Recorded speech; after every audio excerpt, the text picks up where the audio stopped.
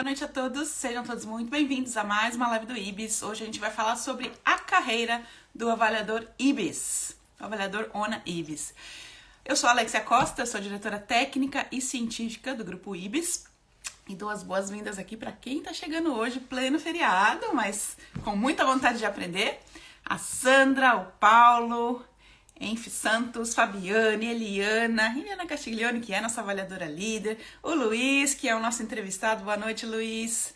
Vanes Gatoni, sejam todos muito bem-vindos. Agora eu vou ver se eu consigo aqui já acrescentar o Luiz pra gente começar o nosso bate-papo. Super cheio de detalhes aí sobre enfermeiro, atuou muito tempo com gestão, né, gestão de enfermagem, e hoje é nosso avaliador líder. Seja bem-vindo, Luiz. Boa noite, obrigado pelo convite. Como sempre dizemos, né, não paramos nunca, e bom feriado e bom trabalho a todos. Eu fiz o convite para o Luiz naquela, tipo, mas você tem certeza que tudo bem ser feriado? Ele, não, tudo bem. É isso aí, a gente não para, graças a Deus, sempre aí num ritmo, né, de estar agregando valor, de estar passando informação e trocando informação também, a gente aprende muito. Seja bem-vindo, Luiz. Bom, contar uma curiosidade, né? Contar para o pessoal como que eu conheci o Luiz, como é que a gente se conheceu. O Luiz estava numa outra posição. Hoje ele é avaliador, né? Ele é avaliador líder aí, lidera times de avaliação, viaja por todo o país e brevemente até fora do país. Mas eu conheci o Luiz num momento em que eu estava do lado de lá, do lado aí, no caso da instituição acreditadora, né, implementando, na época, a acreditação canadense no Hospital São Camilo, onde o Luiz trabalhava, e o Luiz era o gerente de enfermagem. Como é que era, Luiz, estar do lado de lá? Conta um pouquinho pra gente. Olha, eu diria assim, a gente, enquanto ocupa, né, a posição do outro lado, a gente acha que a gente tem um certo domínio, né? É muito preocupante, a gente se especializa. Mas a hora que a gente se interessar, né, pela questão de prospectar a qualidade, a segurança, né, em outras instituições, aí que a gente percebe o quanto que a gente tem que desenvolver, né? Porque a gente pode ser excelente, trabalhar, ouvir muito, mas a gente sempre vai estar no nosso pedaço. E se já era temeroso na época, né, enfrentar uma avaliação de um modo mais singular, por exemplo, né, olhar centrado ali na assistência e não nas demais áreas, você imagina quando a gente descobre que ainda tem um universo todo, né, para galgar, para desenvolver, para implementar. Na época até nossa parceira, Eliana Castiglione, né? Sim. Muito bem. É isso aí. E você entende que quem está trabalhando com qualidade, como era o seu caso naquela época, né, na gestão de enfermagem, implementando São Camilo, né, na época tinha a tríplice coroa, que a gente falava, 3 tipos de acreditação, estava implementando a terceira. Você entende que quem já trabalha com qualidade, seja numa gestão de uma unidade assistencial, gestão de enfermagem ou gestão da qualidade, acaba tendo um vínculo maior em se tornar avaliador, por já conhecer um pouco mais do ambiente? Exatamente. Além do que, melhora muito para quem está atuando. Porque durante toda essa trajetória que a gente trabalhou junto, implementando, né, o processo da qualidade, eu nunca deixei de realizar os cursos para a formação de avaliador por conta de conhecer a metodologia e saber das interações que eu tenho que ter com as demais áreas. Porque a gente não é uma ilha, né? Só assistência. Não, assistência ela tem que ter acesso, ela tem que ter equipamento, medicamento, né? Então, e todos somos um organismo, né? Que juntos pensamos na segurança. Então, mesmo quando eu não tinha ainda a pretensão, por questão de maturidade, né? De acompanhar, de ser um avaliador, que é uma profissão ou um cuidado profissional, né? Que tem que ser muito delicado para pessoas experientes, né? Porque tudo que a gente faz na casa do outro impacta, né? Nas pessoas muito, né? Então a gente tem que ter muita tenacidade, expertise e propriedade do que está falando, né? Mas eu nunca deixei de fazer o processo de formação, porque isso contribuía muito, inclusive nas questões de auditorias internas, né? Entender o que precisava ser modificado, porque eu acho muito bonito dos manuais, das metodologias, é que ninguém inventa nada, né? É um aglomerado de toda a legislação, né, as RDCs que a gente tem, e que são pontos a serem cumpridos. E o legal que é o foco, que é o paciente. Hoje todo mundo fala o que importa para você, tá? Mas a gente tem que garantir que ele esteja bem assistido, né? Isso aí. Tem um comentário aqui, né? Eu concordo com o Luiz. Evoluímos muito estando como avaliador e também em nossas instituições. Eu diria para o nosso público que hoje, né? Não só hoje, acho que desde o começo, toda a edição de curso de avaliador que a gente tem, eu diria que pelo menos metade das pessoas que estão lá, obviamente querem, né, seguir a carreira de avaliador, mas uma outra metade não tem a intenção de seguir a carreira de avaliador, mas quer descobrir o que é que o avaliador pergunta, quais são as explicações dos requisitos, como se preparar para a visita. Então, eu acho isso bastante rico, né? Então, e na verdade, eu comecei minha carreira de avaliador nesse sentido. Eu fui fazer um curso de formação de avaliador no sentido de entender a metodologia e implementei, na época, 2005, 2006, lá no IOV, no Instituto de Oncologia do Vale, mas gostei tanto que acabei seguindo a carreira. Então, você percebe isso, né? Que realmente existe... Isso. E eu percebo muito na prática. Vamos implementar a metodologia da qualidade ou por motivo interno ou por forças externas, né? Então, às vezes, a sociedade, né, ela quer um bem-querer para aquela instituição e por aí vai. E pode ser todo mundo, cabe todo mundo, né? Nós somos agregadores, né? E a gente inclui, né, todo mundo no processo. Então, o primeiro passo que eu percebo hoje nas várias instituições é que as pessoas que estão na ponta com essa responsabilidade de começar a fazer essa tradução e permear os inícios dos pensamentos, de mudança de pensamento, de gestão para o processo, a primeira coisa que eles fazem é procurar a metodologia, né? O curso de avaliador. O que é muito interessante. E, às vezes, eles se confundem em o que é você fazer o curso dentro da metodologia, né, da Organização Nacional da Acreditação, que é um outro foco, do que quando você vai profissionalizar a pessoa para interpretar e conhecer o manual e desenvolver ações, né? Porque não é só ler o manual. E no curso a gente ensina isso, né? Tenta passar essa expertise para que a pessoa entenda o que precisa ser feito e como fazer, né? E tem um folclore, né, que muitas pessoas que estão começando no processo acham que os avaliadores são todos enfermeiros ou médicos. É Não, isso mesmo? existe esse folclore, existe. Existe por quê que a gente percebe? Porque é o maior número de pessoas dentro da instituição, não são os que mais fazem ou a maior responsabilidade. A responsabilidade é de todos, porque o paciente é um, né? Ele é singular. Nunca a gente vai ter paciente plural. Mesmo gemelares, mas eles são singulares, né? Um é singular, o outro é singular na assistência. E pelo número, então, assim, as atribuições, os primeiros pesos acabam sendo, é do médico, né? Então, ou é da enfermagem, legal. Mas todos podem fazer, todos que estão ali na instituição, né? Tendo uma graduação, né? Já uma formação, um trabalho ali executado com excelência já é meio caminho andado. Se tiver experiência, né? Ou expertise em gestão, melhor ainda, porque vai saber comunicar e conversar bem com as pessoas.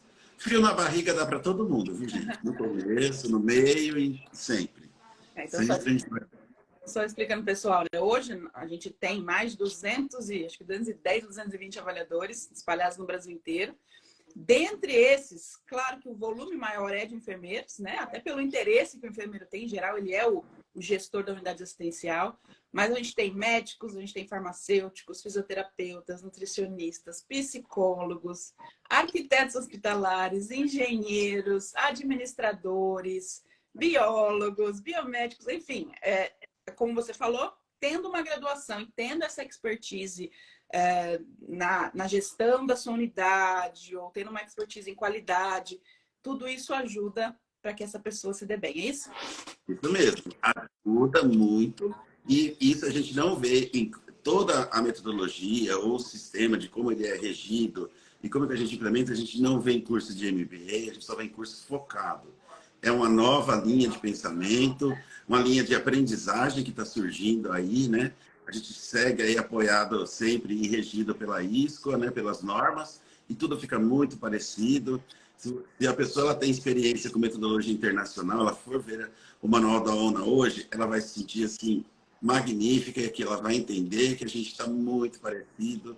Então, eu acho que isso é um grande incentivo até, né? A gente entender e que ser um avaliador não significa exercer, mas sim ser para você ser um multiplicador dentro da sua instituição.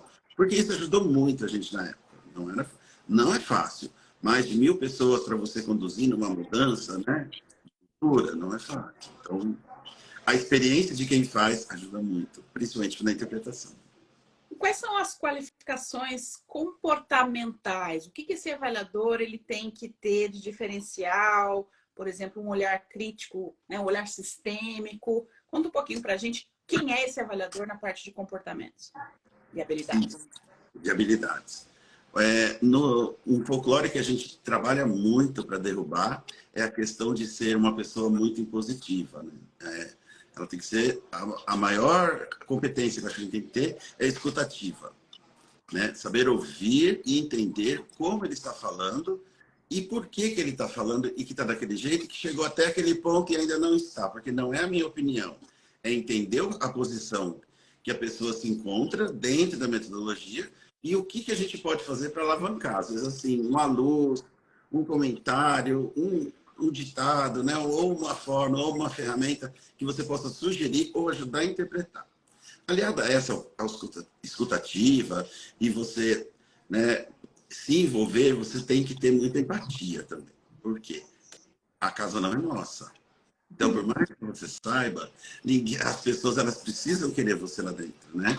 E como que a gente vai fazer isso? Com muita tenacidade, né? Sabendo ouvir, sabendo se colocar no lugar do outro e pensando sempre que o nosso comentário ele pode ajudar a prospectar o serviço, mas às vezes ele pode impedir o trabalho de outra pessoa, né? Então, assim, não é uma atividade muito fácil de ser feita, por isso que tem esses pré-requisitos, né? E que se quem tiver curiosidade aí, acessar o site da instituição do IBES, né? ibes.med.br, né? www, vai ver que ela já tem descrito, né? Porque o IBES é muito comunicativo e muito claro nas coisas. Então, por isso que a gente pede uma formação de nível superior, não é desmerecendo o nível técnico, é porque nós queremos o gerencial e o corporativo, que fala de implementação de mudanças, né? Tudo bem. Tá cheio de elogios aqui, ó. Luiz, você é excelente, grande Luiz. A Ive Antonello falando, concordo, acho até importante outros profissionais participarem, que não só enfermeiros e médicos, auxilia no entendimento da equipe multiprofissional. Com certeza agrega muito, muito valor. E nós temos os dentistas também, né? Chegando com a força toda. Agora, né? E esse avaliador, ele tem que ter uma habilidade, por exemplo, executiva, ele tem que saber falar bem, se comunicar bem, inclusive com o C-level da organização, ou ele pode ser aquela pessoa encolhida, tímida. Eu acho que assim, a gente tem que entender muito qual é o momento de se colocar. Por quê? E por isso que a gente faz a escutativa. Porque a pessoa ela coloca uma vírgula, ou quando ela coloca o ponto final, é hora da gente sair correndo. Mas não é com isso, né? Então a gente sente muito. Veio a exclamação, ou veio a vírgula, está no momento do respiro, então é a hora que você pode contribuir e colocar. Mas para isso, a gente precisa ter conhecimento e habilidade. E nunca a gente, como a metodologia não é prescritiva, eu não acredito assim que uma metodologia prescritiva funcione, né, na base do mando, a gente tem sempre que falar sobre ou experiência, ou questões de literatura, chamar muito essa questão do conhecimento. Podemos citar até normativas já publicadas, mas não de uma forma positiva, no sentido de interpretar mesmo. Porque a gente vai falar com diferentes pessoas. Nós vamos falar desde auto-administradores, e hoje nós temos muitas instituições onde o auto-administrador é um médico e que é um conhecedor. Então a gente tem que se equiparar, né? A gente tem que estudar bastante e entender, né, da instituição. Muito importante também o preparo, né? Quando você vai para uma instituição, não é só eu vou. É quem é a instituição, e eles têm todos esses canais de comunicação, e às vezes eles nos perguntam se a gente olhou.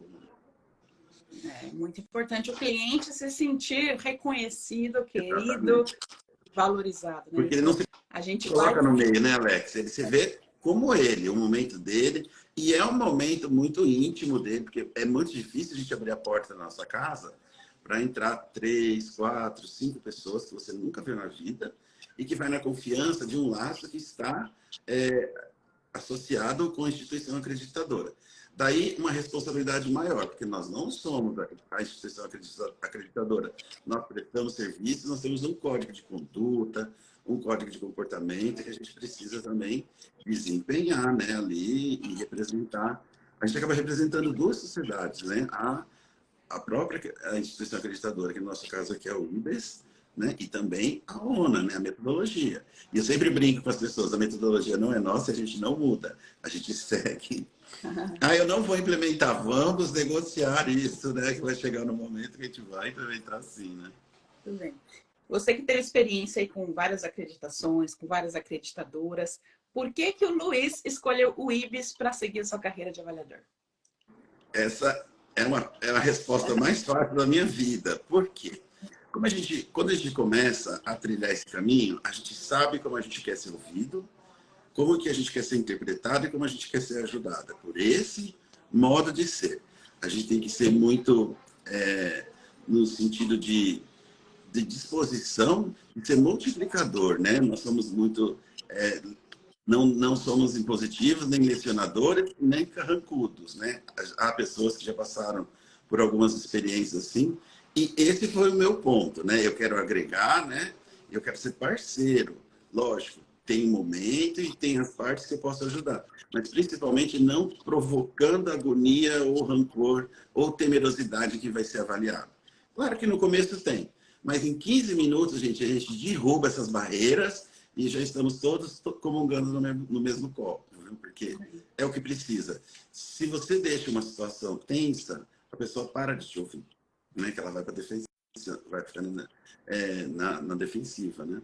E o fato do IBES, né, ser uma acreditadora que tem o seu programa de treinamento de avaliadores acreditado pela ISCO, então o programa é acreditado internacionalmente pela ISCO, lembrando que nem a maioria das instituições acreditadoras não tem esse selo, é um selo difícil de conseguir. A gente levou aí mais de 6 meses se preparando para essa jornada. O que que isso muda? O que que isso traz de valor para quem quer seguir a carreira dentro de uma instituição que é acreditada pela ISCO? Exatamente. Então, essas são as atividades que a gente tem, que são extra, né? Não estão incluídas na avaliação, mas são atividades para desenvolvimento de capacitação. Então, nós temos uma carga horária que ela é mensal, né? Para a gente cumprir, fora os encontros, os eventos, aonde nós vamos dividir, né? O que acontece no mundo, porque quando a gente fala de mundo, a gente sempre pensa na Alexia, né? Que está sempre aí já trazendo as novidades, então a gente atualiza e sempre a gente entende, assim, quando a gente faz todo o processo de visita, a gente sente o grupo. Qual é o momento, qual é a dificuldade, né? Com relação a algum relatório. Então, o IBES ele encontra sempre uma pessoa que já tem conhecimento naquela subseção e a gente se prepara internamente para fazer uma instrução total de todos os requisitos, dos níveis, de discussão de ferramenta, porque quando a gente se forma dentro de metodologia de avaliação da qualidade, as coisas são despejadas. Todos nós já graduamos, fomos fazer pós, MBA, mestrado, aí desespera, não quer fazer o doutorado, pronto. Mas por quê? A gente quer uma atividade muito participativa, né? Então, é nesse ponto. E isso que o IBES sendo acreditado, né? Dentro da metodologia para a formação de avaliadores, então a gente tem essa carga horária aí que é maravilhosa. E, gente, é muito assunto, é um material que fica depois à disposição. Eu realmente não tinha visto isso antes. E é um time de melhoria. A gente tem um foco, né? Desde a criação, a gente tem um foco muito educativo, né? Então, não só de educar e capacitar incessantemente nossos avaliadores. Aquele curso inicial, né? O curso de formação de avaliadores que tem lá suas 20 horas de carga horária, ele é o comecinho, ele é o pinguinho no oceano, um oceano de informações que chegam depois para o aprendizado desse avaliador, dessa carreira, né? Então, não só a gente provê esse conhecimento, mas a gente também exige que esses nossos avaliadores estudem, estejam capacitados, estejam agregando valor para as organizações, né? Porque senão não tem por que a organização se voluntariar para o processo dele, ela tem que estar aprendendo com vocês o tempo todo. E acho que também a questão da sistematização que a gente tem nesse programa, né? Então, por exemplo, um processo bem rígido de seleção desse avaliador, né? Não é só fazer o curso, você tem que fazer os processos aí de entrevista, prova, de Tem que ter treino. currículo lá, você tem que enviar, aí se for aprovado, vai para 2 instâncias de entrevista, né? Com gerência, com diretoria de acreditação, e isso aí se cumprir, né? Então, conta pra gente como é que foi esse seu começo. Você fez o nosso curso e depois? Isso, eu fiz o curso. Previamente, eu estava já fazendo o curso de avaliador da ONA também, né? Porque é um pré-requisito para que a gente... Eu posso fazer o curso do IBS se eu não quero ser avaliador, certo? Mas aí eu queria desenvolver essas habilidades para conseguir realizar uma avaliação de uma maneira muito completa. E daí fiz o curso, né? Lógico que a gente tem que ter uma atividade dentro desse curso, ter um crescimento, né? Uma devolutiva, porque o curso nós somos avaliados o tempo todo, né? A gente está ali presente, são professores selecionados aí, a Nata conversando com a gente e as pessoas, quando elas se preparam para formar a gente, ela quer um grupo envolvido, porque ela deixa as atividades dela do dia a dia para estudar com muito carinho, para atualizar tudo e chegar e ajudar nesse processo de formação. Então, se o curso for online, por favor, participe, né? Que é nisso que vai corroborar com a questão da entrevista, né? E depois eu tive 2 entrevistas, né? Dentro dentro do IBS para entender aonde eu queria chegar, perguntas escritas, provas, né?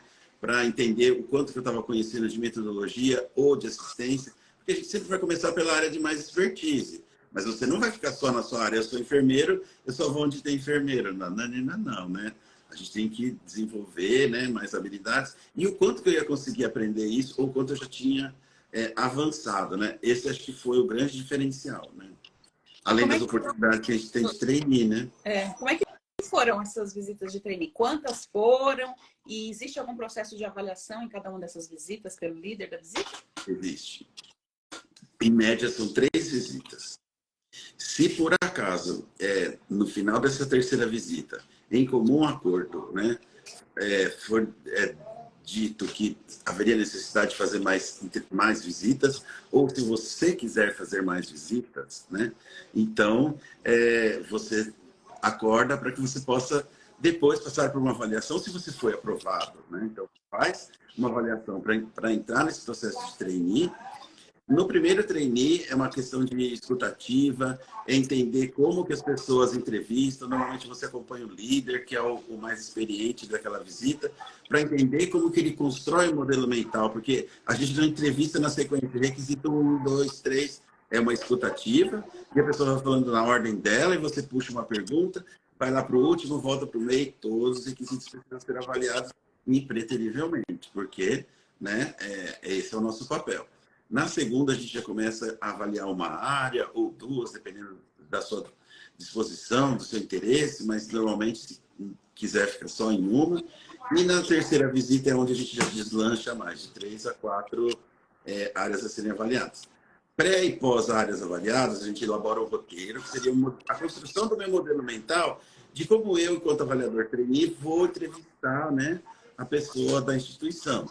Passo isso para o líder previamente, ele vai avaliar, vai ajudar muito corrigindo, dizendo assim, olha, aqui tem positivo, olha esse verbo, isso não é recomendado, olha como a gente vai falar, você esqueceu de tal requisito, isso é muito importante, tem que passar por todos. Pronto, alinhou, fez a entrevista. Quem está junto vai acompanhando e depois faz o feedback, recebe o relatório, né, do trainee que ele elaborou, corrige e já faz o feedback, tanto da parte comportamental quanto da questão da escrita. Também temos um modelo de avaliação para todas essas visitas. Numerado trainee, primeira visita, segunda visita, 3ª visita. Cada uma com as suas áreas e suas necessidades a mais, né, conforme vai progredindo. E isso também é registrado dentro do sistema, que você consegue avaliar, você consegue ler e depois ter o retorno. Então, a gente avalia muito a questão comportamental, escrita e inclusive vestimenta, né? Não sobra nada. A gente olha tudo. A famosa vestimenta que a gente A tinha. famosa vestimenta, todo mundo adequado com a NR32, mocinhas com brincos, se for no lóbulo da orelha, esquecer da questão dos adornos, não muito, principalmente em áreas restritas, né? Então, isso Não vir de calça jeans. não de calça jeans. A roupa agarrada ela é legal, né? Na festa. Decote, A gente sabe. sem pensar. Homens e mulheres são lindos, todo mundo é muito bonito, mas nós não somos a atenção, né? Eu brinco assim, ó, na igreja quem tem que chamar atenção é o altar, não somos nós, né? Mesma coisa. A gente tem que ficar meio invisível, mas presente, né? E no caso, quando eu terminei de fazer o terceiro trainee, pela minha localidade aqui, tinha oportunidade de fazer mais 2 avaliações de trainee com outro avaliador. E eu topei, porque foi muito interessante, porque quanto mais, melhor. Porque a gente tem aquela questão do frio na barriga, então você vai desenvolvendo. Se for uma oportunidade, né? Não pensem que oferecer um treininho a mais é uma questão de que, eu fui reprovado. Não, não é isso. É uma questão é uma oportunidade de desenvolver ainda mais, conhecer mais liderança, né? E a gente fica muito mais seguro, erra menos. Eu falo para todo mundo. Eu fiz 5. Se deixasse fazer 6, não tinha problema nenhum. Porque é um universo novo, né? Como eu falei, a gente não tem uma escola graduando isso, a gente só tem esse processo aqui dentro do IBES mesmo. Né? Aqui, Luiz, ó, uma super elogio aqui, ó. E o Luiz sempre lindo e elegante com seus ternos. Ó. Obrigado. A Cláudia, que está do lado de lá, né? Ela é gestora da qualidade aí do Hospital Veracruz e está no lado do nosso cliente. Ela cita aqui, né? O modelo mental e relacional do avaliador evoluiu bastante ao longo dos anos, assim como a metodologia. Graças a Deus. E ela ainda cita, né? Sempre uma experiência muito rica passar pelo processo de visita. Muito bom, Cláudia. Há tantos anos, né? São muitos anos aí nessa parceria com o IBS. Luiz, quais são as atividades que acontecem, né, nesse time que foi alocado para fazer essa avaliação? Então, em geral, são ali 3, 4, às vezes 5 avaliadores, né, numa organização. O que são as atividades que vocês fazem antes da visita e as atividades depois da visita? Tem coisa aí, né? Tem bastante coisa. A visita não é só nos 2, 3 dias de visita, dependendo da instituição, do tamanho, 1 dia de visita. Ela começa minimamente com 7 a 5 dias antes, esse contato. Aliás, 1 mês antes, eu diria, 1 mês e meio, quando você começa a ser convidada para participar da agenda, para se acertar com questão de horários, deslocamentos, se for necessário ou não. Tal. Depois entra todo um trabalho interno aí, né, do IBES, ele disponibilizar a questão das informações, a questão do site da ONA, que vão entrando mais informações, e aí a liderança já começa a conversar com as equipes de avaliadores. Por quê? Você precisa saber, pelo menos com 5 dias antes, que área você vai visitar, para você ter tempo de estudar, e muito, perguntar para o líder, porque aí é o foco. Você tem um responsável, porque a gente tem que tomar muito cuidado com informação, né? A gente cuida muito de dados sensíveis, então a gente não comenta, não fala além do que precisa, mas a gente vai falar da metodologia. Tenho dúvida. Eu estou aqui para visitar o TINEL. Tem TINEL? Tem, de 40 leitos. Nossa, nunca fiz. Oh, que bom, sua primeira oportunidade. Então, vamos desenvolver. Por isso que a gente tem esses 5 dias antes. Depois, na instituição, aqui falando só de back-office, né? Temos o momento da apresentação institucional, onde eles vão nos posicionar como eles estão naquele momento, no hoje. E a gente sempre alinha antes de ir para campo, de acordo com o que a gente ouviu, como que a gente vai desenvolver aí essas áreas, né? E geralmente a gente divide em bloco administrativo, assistencial e de apoio. Lógico, também tem os exames. Então tem gente que só faz administrativo? Não. E aí as áreas se permeiam, né?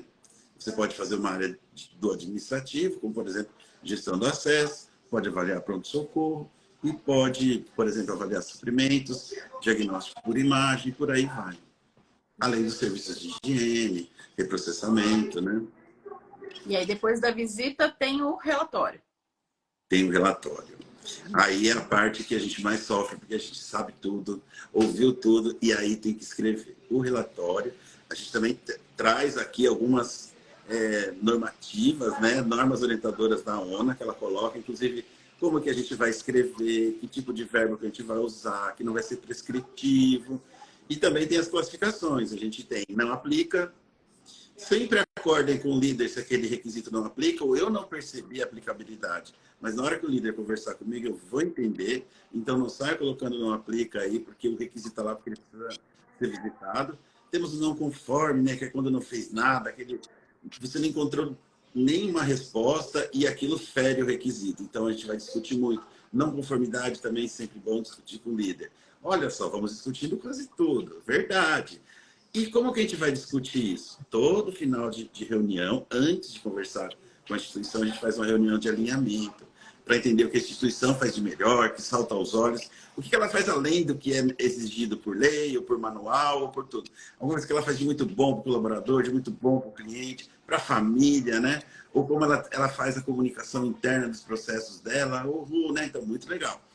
E aí, nesse momento, a gente já alinha como que vai conduzir a questão do relatório. O detalhe a gente pode estar discutindo depois com o líder, mas sempre tem essa dificuldade de escrever. E a gente pode procurar essa questão do conhecimento e a gente tem um prazo, né, de 42 horas para fazer isso, finalizar, e depois o líder vai dar uma olhada e não olhe isso como uma maneira de corrigir, de ver o que está errado. Não existe certo ou errado, existe aquilo que deve ser escrito da maneira correta, né? Então, sempre a gente vai estar...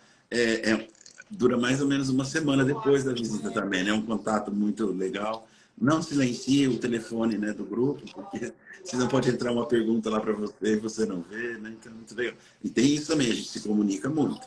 Eu já peguei até esse hábito de, no momento de abertura, de falar, nós somos tecnológicos também, tanto quanto vocês aqui, instituição, e a gente se comunica aqui por meio eletrônico. Então, a pessoa pode estar lá numa área de apoio, precisando de uma opinião minha, ela vai me chamar aqui no grupo, eu aviso, olha, estou respondendo para o avaliador, e fica tudo tranquilo. Ninguém está gravando nada, que, aliás, isso não pode, isso é LGPD e não é a ONU, então a gente tem que cumprir, né? É uma lei. Muito bem, ó, mas o depoimento aqui da Marita Alves, ela fala, sou de Maringá, Hospital Paraná, fui avaliada pelo Luiz, foi muito bom, ele educa além de avaliar. Ah, muito bem.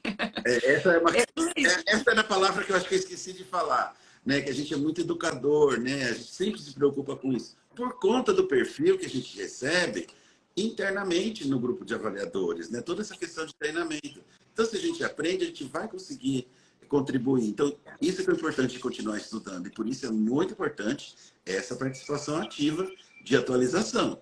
Semana passada mesmo, a gente recebeu um relatório da Anvisa aí de clínicas de hemodiálise, né? Então tem que ler, tem que se atualizar, porque que instituição que a gente não encontra paciente crônico, né? Ou renal agudizado. Muito bem. E aí, depois que você passou nos seus trainees, você começou a atuar como avaliador. Quanto tempo você ficou como avaliador até você entrar no projeto mentor e se tornar um líder? Eu acho que é coisa de 1 ano e meio, 2 anos, mais ou menos, né? Que foi aí o prazo, né? A gente sempre se prepara, mas a gente nunca pensa que está preparado para assumir por conta da responsabilidade. Mas o que me deixou muito tranquilo, lógico, né? Sempre com medo, né? E com receio. Por quê? Você não quer errar com ninguém. Você está aí para acertar. Mas a gente tem um apoio, né? Para ser dividido. A questão é muito legal quando o grupo ele chega a um consenso, né? Junto com a diretoria, de que você pode estar participando desse grupo, né? E aí você tem todo um outro trabalho, né? Um novo estudo, um novo projeto de formação, né? Que a gente chama isso de mentor, né? Que vai trabalhar essas habilidades aí para a questão de liderança, né? Principalmente mediar conflitos. Mas é igual bruxa, a gente não vê, mas elas existem, conflitos também. E o que é o projeto mentor para capacitar essa liderança? É toda uma trajetória, né? Onde a gente começa a falar sobre perfil de pessoas, né? E quais são as competências que são esperadas para isso. Então, geralmente a gente sempre tem uma pessoa muito capacitada de falar em gestão de pessoas, né? Que é a Ana Cláudia, que discorre disso com uma maestria, né? Então, a gente fala, nossa, essa é a nossa posição, né? E vai desenvolver e capacitar. Se for necessário, a gente aí aborda o tema, né? Onde isso vai ser desenvolvido. Além das questões que a gente tem de formatação de relatório, então tem todo um novo trabalho. E um novo trabalho de trainee. Olha, a gente aprendendo de novo. Trainee, gente. treine 1, treine 2, treine 3, 4, se precisar, 5, sempre muito bem acompanhado por pessoas já experientes, e aí já é um nível de exigência um pouco maior. Então, a gente tem todo um trabalho de se preparar, porque a tarefa do líder, ela começa assim, um pouco antes da visita, essa questão da preparação, sobre qual a informação que eu vou passar da visita anterior, qual a expectativa do cliente, que momento que ele está satisfeito, não está. Então, a gente tem todo esse trabalho aí. Muito bem. Bom, e já fica o convite aí, né, para quem se interessar em ou ser avaliador ou aprender com os avaliadores. Nos dias 22 e 23 agora de junho, a gente vai ter a nossa única edição online do curso de formação de avaliadores. Então, é importante para quem mora longe, para quem não tem essa facilidade logística de se deslocar para São Paulo, porque no segundo semestre a gente tem mais uma última edição do ano de avaliador, mas é presencial, né? Então, aproveitem essa, dia 22 e 23 de junho. São 2 dias super intensos, intensos mesmo. A gente sempre fala, né? As únicas reclamações que vêm, né, na pesquisa de avaliação do nosso curso é conteúdo demais. Enquanto esse for... Exatamente. A gente não sabia o tamanho da encrenca, né? Que é muita área para a gente poder estudar e desenvolver. É isso aí. Então, fica aí o convite lá no nosso site www.ibes.med.br. Vocês vão achar todas as informações já na tela de abertura. Aproveitando toda essa oferta para logística, né? Porque o online pode acessar do EPOC ao Chuí. Então, é muito legal essa oportunidade.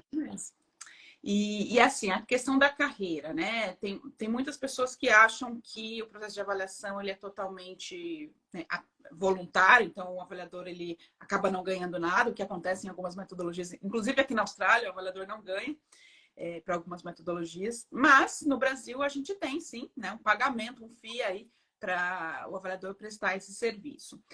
Tem alguns avaliadores como você, né, que fazem parte aí do grupo de staff, que são aqueles avaliadores que só trabalham para o IBS. Então, vocês fazem várias visitas ao longo do mês, né, nesse trabalho. Então, vocês não têm outro emprego, vocês trabalham praticamente aí executando essas avaliações.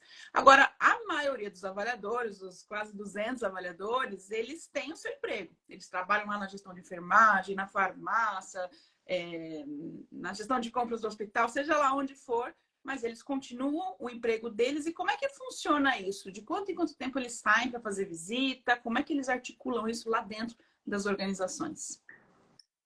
Falando até um pouco do passado, né, e do que a gente conversa hoje com as pessoas, porque a gente sempre tem algum momento, né, de alinhar e de falar sobre disponibilidade, como que é, né? Então, a gente tem uma escala que ela é interna, né, e ela é percorrida. O que acontece? Antes de se fazer o fechamento da escala, então tem um convite, e a pessoa ela tem que avaliar a posição dela dentro da instituição. Como que ela vai poder se afastar, né? Essa questão de horas ou período. E em acordando isso, em média, né, ela faz uma visita pelo menos ao mês, né, que seria o recomendado. Mas pode ter casos onde que eu não possa no primeiro mês, no segundo, mas no terceiro eu posso. Então não é uma obrigatoriedade. E isso que é o legal, né? É você ter atividade, e por isso que você tem essa questão da liderança por trás para fazer o norte, porque você não tem que ter aquela rapidez de entender e para onde vai. Por isso que a liderança tem todo o trabalho de 7 dias, 5 dias antes, formar o grupo, passar o material, né, para que as pessoas não se sintam fora do processo. Porque é um momento de pegar e recolocar dentro do processo de avaliação, né? E aguardar a questão aí das agendas, né?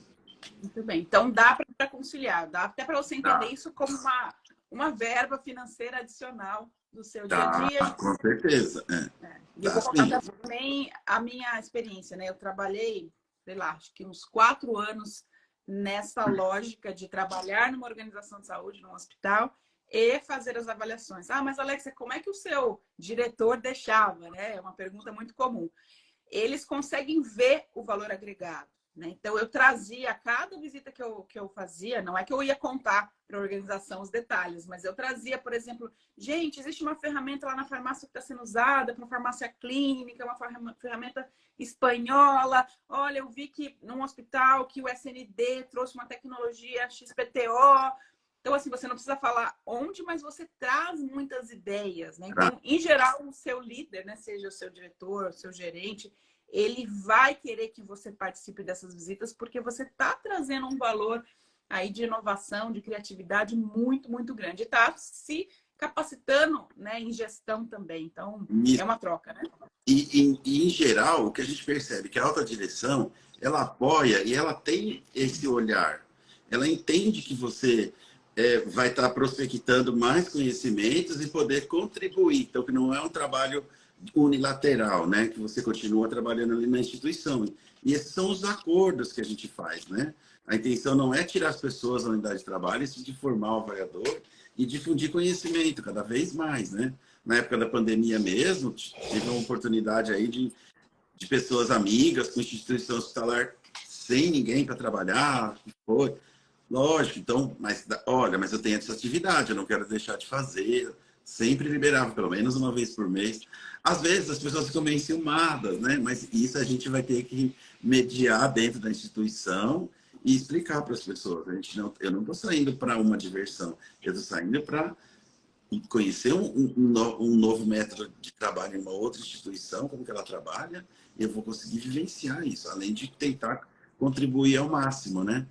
Porque isso que é muito bacana da ONU, né? Que a gente trabalha essa metodologia e outras também. A gente vai levar o conhecimento e a metodologia para quem precisa, então é incluir, colocar dentro do processo de avaliação, e a gente aprende muito, porque não é só as áreas que eu estou avaliando, é que até agora eu estou falando de um avaliador, mas na avaliação é um grupo. E a gente tem as reuniões, né, após a avaliação, onde cada um apresenta uma área, então você vai aprendendo e conhecendo das áreas que você nunca nem tinha entrado. Como, por exemplo, às vezes, central de material de esterilização, às vezes o profissional farmacêutico, o fisioterapeuta, ele chega até lá para dividir algum trabalho, pegar algum material que precisa, mas conhecer a habilidade, a rotina, né? Nós, entrar dentro de um serviço de nutrição, a gente vai entender de muitos indicadores, muitos controles, né?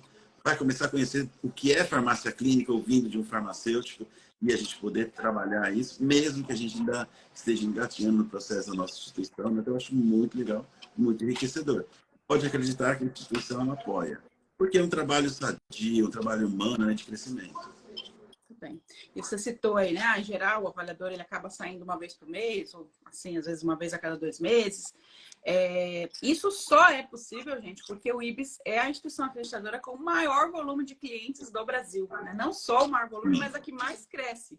Hoje, praticamente, aí 40% dos diagnósticos são feitos com o IBS, né? Então, todas as outras, acho que são 8 hoje, 8 acreditadoras, ficam com a parte de 60% do bolo para repartir entre si e o IBS tem 40%.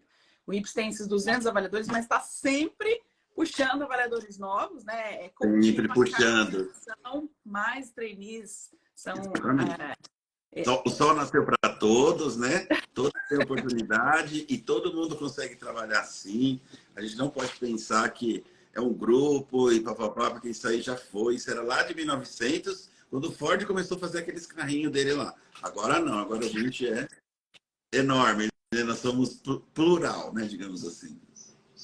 A Nessa Muraro perguntando, hoje o IBS atende mais ou menos quantas instituições? Hoje a gente tem mais de 820 clientes, tá? Seja no processo já acreditados, em processo de acreditação. A gente tem 2 metodologias, né? Que é a ONA e tem a metodologia da AXA. Claro que esse curso de formação de avaliador agora de 22 e 23 é para a ONA, são processos totalmente separados. A gente tem uma área de soluções, a gente tem um monte de atividades enfim, né, de serviços diferentes. Mas hoje a gente está aí nos 820 clientes. Então, é bastante cliente para que esse nosso grupo, né, esse nosso time de avaliadores, temos também o time de educadores, consiga aí dar conta do atendimento de tudo isso. Hoje então, vale a pena a gente sempre só de um pedacinho, né? A gente falou de um pedacinho. Hoje a gente falou só de um pedacinho, que é a formação de avaliador.